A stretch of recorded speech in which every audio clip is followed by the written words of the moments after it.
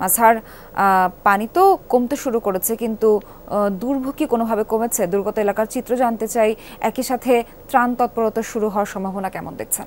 সোহার, দুর্ভোগের চিত্র দিয়ে যদি শুরু করি, আপনি জানেন যে তিস্তায় এই মুহূর্তে কাউনিয়া পয়েন্ট এবং ডালিয়া ব্যারেজ পয়েন্টে পানি কমে গেছে, বিপদসীমার নিচ দিয়ে প্রবাহিত হচ্ছে, কিন্তু এর সাথে কিন্তু দুর্ভোগটা বেড়েছে।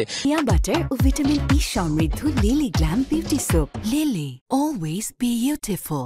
বিশেষ করে ভাঙনের পরিস্থিতিটা যদি আমি আপনাকে একটুখানি জানাতে চাই, আমরা কাউনিয়ার গনাই এলাকা এবং বিশ্বনাথ এলাকা থেকে যুক্ত হয়েছি। আমি যদি আপনাকে একটুখানি দেখাতে পারি, এটি হচ্ছে কাউনিয়ার গনাই এবং বিশ্বনাথ এলাকা। আপনি দেখবেন যে এরই মধ্যে প্রায় 10টির মতো বাড়ি ভেঙে গেছে।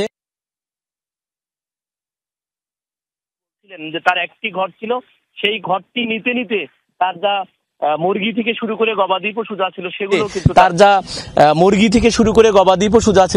কিন্তু কিন্তু তার এই জায়গা থেকে চলে গেছে। এবং এখন এই ভাঙনটা এতটা ভয়াবহ আকার ধারণ করেছে যে এটি যদি কোনোভাবে ঠেকানোর চেষ্টা করা না হয়, তাহলে কিন্তু এই এলাকায় একটি শাহিনের বাজার আছে এবং আশেপাশে অনেক কিছু সরকারি বেসরকারি স্থাপনা আছে, সেগুলো কিন্তু ভাঙনের মুখে পড়বে।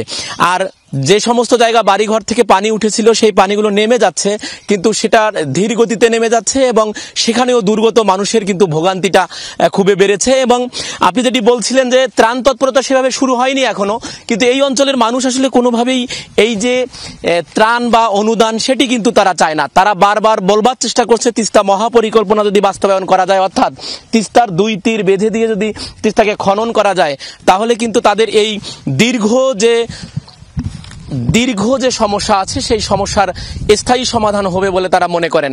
এবং এই জন্য তিস্তা মহাপরিকল্পনা বাস্তবায়নের কাজ এখনই শুরু করার উদ্যোগ তাদের, দাবি তাদের। সোহার, মাঝার ধন্যবাদ আপনাকে।